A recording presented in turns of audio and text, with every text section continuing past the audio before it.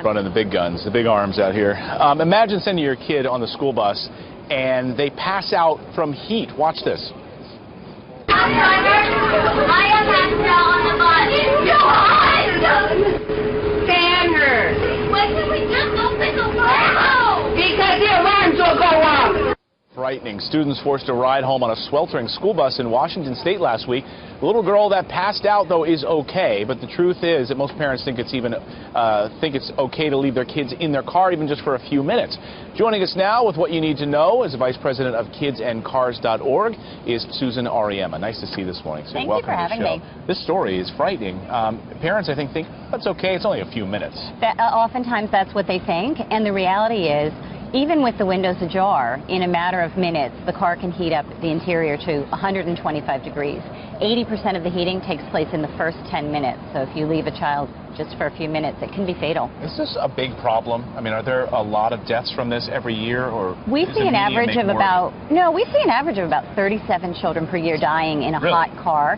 And this year to date, we've already had 9, compared to last year we had only had 3 by this point. And we've had parents that have a failure of the brain's memory, where their autopilot has taken over and allowed them to drive all the way to work and failing to drop off the baby. It's very hard to believe, but psychologists have studied it, and it's a true phenomenon.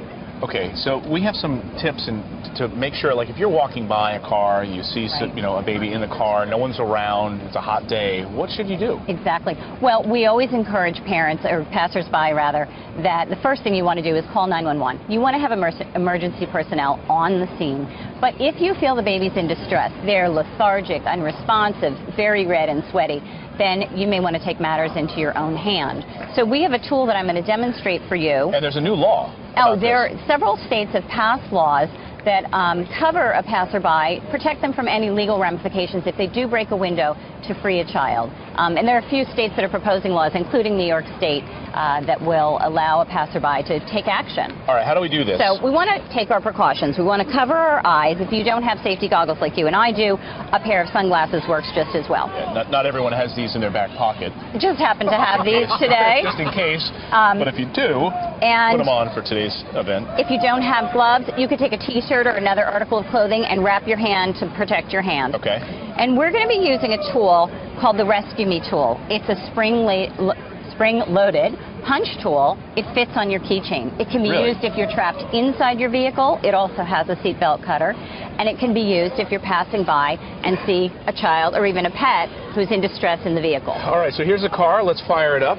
So we want to make sure that you go closer to one of the corners of the window, because that's a weaker place on the window. Okay. And anyone can do this. You don't need to be a big, strong guy. You're going to just press it against there and give it a punch. Holy smokes. And then you remove the rest of it. And you always want to do this in the window that is farthest away from the baby, so that no glass gets onto your child. Wow, that's amazing. So what is that called again? So this is called the Rescue Me tool. Rescue Me. On our website, kidsandcars.org. If you make a donation, you win one of these. Wow, awesome. Sue, great to see you this morning. Great tip. Thanks for having me. Guys.